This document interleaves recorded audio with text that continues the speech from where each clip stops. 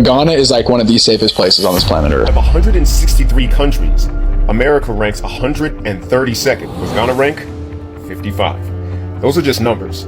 But you don't really understand the difference between 132nd to 55th until you really do a vibe check. Tell you about the safety in Ghana. So ever since I've been, people are like, is it safe out there though? How comes you're on your own? Ghana is one of the safest places I've been to. People wasn't asking me for things. If anything, they was looking out for me. For instance, if I had my phone or money hanging out my pocket, they'll be like, oh, be careful.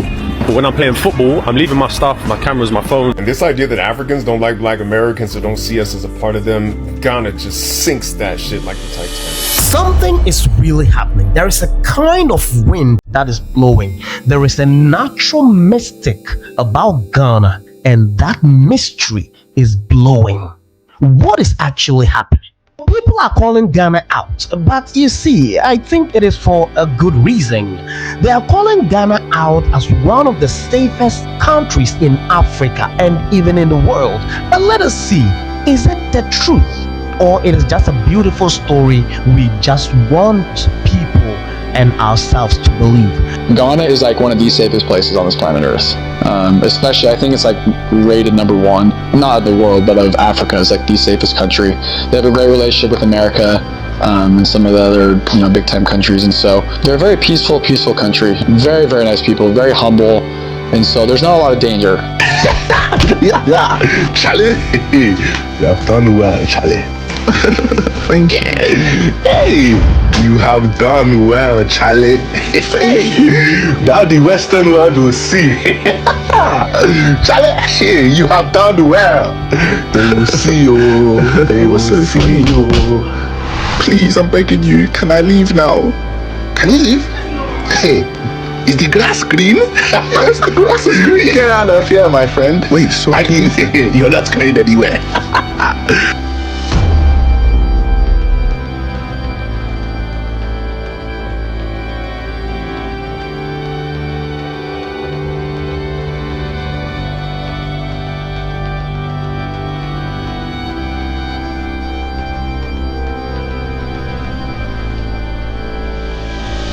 I'm going to take my time so we dive deep into this conversation by looking at some videos and also having a short conversation. And now, ladies and gentlemen of the jury, if this is the first time you're coming across my channel, make it a point to hit that subscribe button, like the video, share the video, go to the comment section and let me know what you think about this particular conversation. To my first time viewers and to my returnees, I thank you so much, but please try your best to join the growing movement. And to my subscribers, amazing, thank you for being with me since day one. Let's get straight into the video. There is a growing conversation across the diaspora and other foreigners from Europe and other countries who travel to Ghana, travel communities and global media. Ghana is being praised not just as a cultural home, but as a safe haven. Safe for living, safe for investment, and safe for returning home. But today we go beyond that hype and look at the facts. Tell you about the safety in Ghana. So ever since I've been, people are like, is it safe out there though? How comes you're on your own? Ghana is one of the safest places I've been to. People wasn't asking me for things. If anything, they was looking out for me. For instance, if I had my phone or money hanging out my pocket, they'll be like, oh, be careful. But when I'm playing football, I'm leaving my stuff, my cameras, my phone on the side. Like near where I'm playing football, there's passers-by, and after I've played, my stuff's still there, not going nowhere. In London, you're advised to not even walk around with your phone in your hand, like being on your phone because of the snatchers. Everyone was friendly. When I was getting stopped by locals, it was to talk to me and just find out maybe where I'm from. So as for why people say Ghana's unsafe, they obviously haven't been. I don't know what they're talking about. 100% safer than London. Here you got to be looking over your shoulder. In Ghana, everyone's minding their own business, getting on with their life, living peaceful. So recently I heard Trump put Ghana on like the red zone for traveling. I've been to the States, been to Ghana, and I feel safer in Ghana than I do in the States, 100%. I'm even trying to think what I could advise you to be careful of when in Ghana, but there isn't nothing. Like, not one thing happened where I'm like, oh, that was a bit dodgy. So if you're planning on going Ghana, book that flight. It's safe to go alone, it's safe to go with people, it's safe to go if you're not from there, get on that plane. The amount of times I sat down with strangers and had conversations, they would invite me to come and eat with their family. Yeah, don't be listening to the news. Ghana will welcome.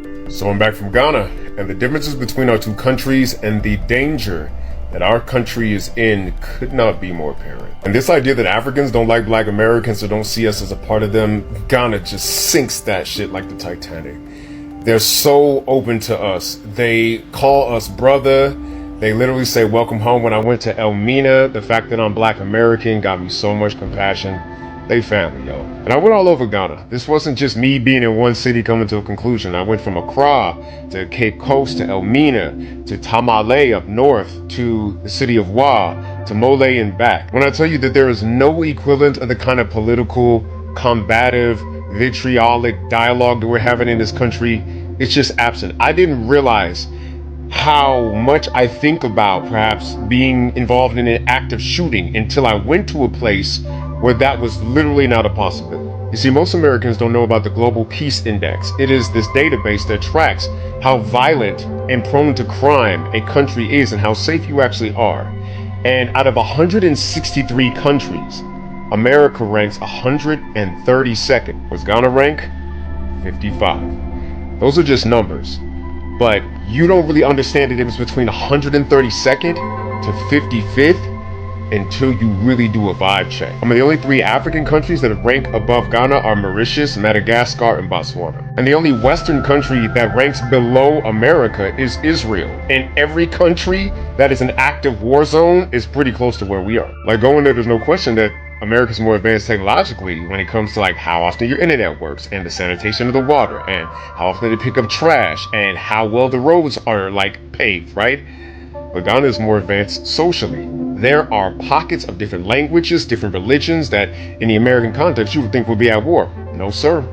People are getting along, there is harmony, and because of that harmony, there is safety. The social cohesion in Ghana compared to America is off the charts. The value-added interactions, the positivity, like you can smile at anybody, they'll smile back. Like you can ask anybody for help, they'll try to give it if they speak the language. Just the way in which you could feel the friendly vibe, the way in which people are like holding hands, even men. Heterosexual sexuality is not in question. It's literally about the bonds between folks. They're killing this part of the exam. We are failing so miserably. And don't make any mistakes. There are parts of Africa that are experiencing poverty to a level that would shock your Western sensibilities. So then the next question is, so how are they surviving? Nobody's starving, ain't no ribs showing. The land of Africa itself provides. I mean, literally, people be in the villages, there's always some goats, you know who's cooking the jollof rice, you know where the chickens is at, there's always eggs, there's always fruit, I'm talking about fruits that you don't even see here. Like when they selling them by, like you don't even know what they are. When you go down to the south in Cape Coast, the ocean provides. They're selling things that you would never think to eat, and they're selling things that you would love to eat. There's always something to sustain yourself on in land that just sprouts this rich food like the land of Africa. I'm gonna say this again. If you love infrastructure, Ghana's a fixer-upper in some places. There are ways that we need to invest in like water sanitation and pipes and like, you know what I'm saying, roads and like picking up trash, right? But those problems are getting solved actively. Ghana is a land that's on its way up. America, yeah. But you gotta adjust your lens of how you look at Africa, because what you're looking at is a place that survived an apocalypse. The slave trade was an apocalypse. Colonization was absolutely an apocalypse. Have you noticed there's no apocalypse movie set in Africa? Because apocalypse movies are Westerners' greatest fear. What's gonna happen if the bridges and the phones and the heating and the refrigeration don't work? Africa, shit get cut off, then they figure it out, and then it get cut back on again. Like, they're calling us out on how we lose our peace when we have poverty. I haven't been to Ghana, it's clear to me now. Material wealth is not the path to peace or freedom. Freedom is literally in kindness, it's in connectivity, it's like the safety that people provide, because they understand that everybody is in this together. When you look at the political situation, they all love their president, John Mahama. I haven't heard one bad thing about him. They say he's facing challenges, but generally, Ghanaians believe in their president. Things are different. But if you think that freedom is brandishing a gun and arming yourself against your neighbors and living like a billionaire and having all your money going right, it shows that we are so gravely on the wrong path. Ghana makes you want to get to know your neighbor, makes you want to smile at people, makes you want to figure out how to like be food secure without the government. You know, it makes you want to return to the kindergarten values of decency, because in aggregate, there's so much freer than we are. I'm D.O.E.J. Wilson. Until next time. So let's look at some facts. You see, Ghana consistently ranks among the most peaceful countries in Africa and on the global stage. According to the Global Peace Index, Ghana often places in the top tier on the continent, ahead of many nations with stronger economies. Why? Because Ghana has something many countries struggle with: political stability. Since the early 1990s, Ghana has maintained a steady democracy, peaceful transition of power, functioning institutions, and relative freedom of speech. And it shows crime rates, especially violent crimes, remain relatively low compared to global averages. Tourists walk through Accra, Cape Coast, Kumasi, and other parts of the country with a sense of ease, and that surprises many first-time visitors. But like I always say, being honest, no country is perfect. Petty thefts exist, scams, especially online, exist. And like anywhere else in the world, some neighborhoods are safer than others. Safety in Ghana is real, but not automatic. It's built on awareness, community, and culture. What truly gets Ghana apart is not just statistics, it is the people.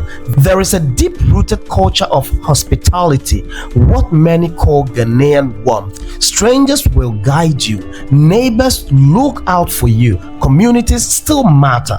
That human connection is something data alone cannot measure.